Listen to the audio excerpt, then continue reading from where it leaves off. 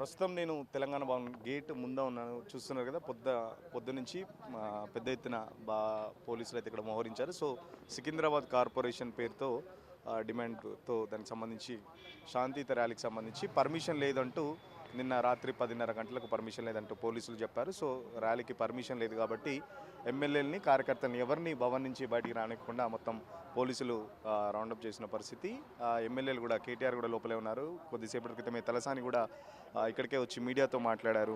బయటికి వెళ్ళనిచ్చే పరిస్థితి లేదు కాబట్టి మీరందరూ, ర్యాలీకి పర్మిషన్ లేదు కాబట్టి ఖచ్చితంగా మీరంతా లోపలే ఉండాలని చెప్పేసి పోలీసులు చెప్తున్న పరిస్థితి. ఫస్ట్ ఎమ్మెల్యేలను మాత్రమే బయటికి వెళ్ళనిమని చెప్పేసి చెప్పిన పరిస్థితి. ఇప్పుడు కార్యకర్తలను కూడా ఎవరిని బయటికి పోనిపట్లేదు. సికింద్రాబాద్ ర్యాలీకి సంబంధించి పర్మిషన్ లేదు కాబట్టి వీళ్ళందరూ అక్కడికి వెళ్తే మళ్ళీ శాంతి భద్రత సమస్యలు వస్తాయని చెప్పేసి ఎవరిని ఇవ్వట్లేదు. చూస్తుండగా మొత్తం ఏసీపీ ఆధ్వర్యంలో ఇక్కడ చాలా పెద్ద ఎత్తున పోలీస్ ఫోర్స్ అయితే ఉంది. ఎక్కడికక్కడ వ్యాన్లు కూడా సిద్ధం చేశారు. బయటికి వస్తే అరెస్ట్ చేసి వాళ్ళని పోలీస్ స్టేషన్ కూడా తరలించడానికి వెహికల్స్ కూడా అన్ని పెద్ద ఎత్తున పోలీసులు అయితే సిద్ధం చేసుకున్నారు. ఖచ్చితంగా తలసాని శ్రీనివాస్ యాదవ్ మాట్లాడుతూ, ఇంతసేపు మీడియాతో కొద్దిసేపు మాట్లాడుతూ సీఎం రేవంత్ రెడ్డి పైశాచిక ఆనందం పొందుతున్నాడు. నిన్నటి వరకు పర్మిషన్ ఇస్తామని చెప్పేసి పోలీసులు కూడా రూట్ మ్యాప్ అంతా చూసుకొని ర్యాలీకి సంబంధించిన అన్ని ఏర్పాటు చేసుకున్న తర్వాత రాత్రి 10:40కి పర్మిషన్ లేదంటూ రాత్రి మెసేజ్ చేశారు. సో ఖచ్చితంగా మేము ర్యాలీ చేసి తీరుతామని చెప్పేసి కూడా చెప్తున్న పరిస్థితి. సో ర్యాలీకి కూడా ఎక్కడికక్కడ అరెస్టులు చేస్తున్నారు.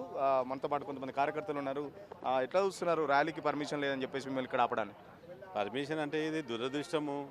మంచిగా నిత్యం ఉండే నాయకుడు సీనన్న కాదు, సికింద్రాబాద్ అంటేనే సీనన్న, కానీ అన్యాయంగా దురదృష్టం కేసు పెట్టడం, సీనన్నని చాలా ఇబ్బంది పెట్టడం రేవంత్ రెడ్డి గారు, ఇది చాలా అన్యాయం, దురదృష్టం అని చెప్తున్నా. శ్రీనివాస్ యాదవ్ మీదుగా 2 పోలీస్ స్టేషన్లో కేసులు కూడా నమోదు చేశారు. ఏదైతే సీఎంకి మొన్న సంబంధించి ఏదైతే సీఎంను ముక్కలు చేస్తాం, రేవంత్ రెడ్డిని ముక్కలు చేస్తామన్న దానికి తర్వాత తలసాని దానికి సంబంధించి మాటలు వెనక్కి తీసుకున్నారు. బట్ దానికి సంబంధించి కాంగ్రెస్ పార్టీ నేతలు కొందరు కంప్లైంట్ చేయడంతో ఇప్పటికే కేసులు కూడా నమోదయ్యాయి.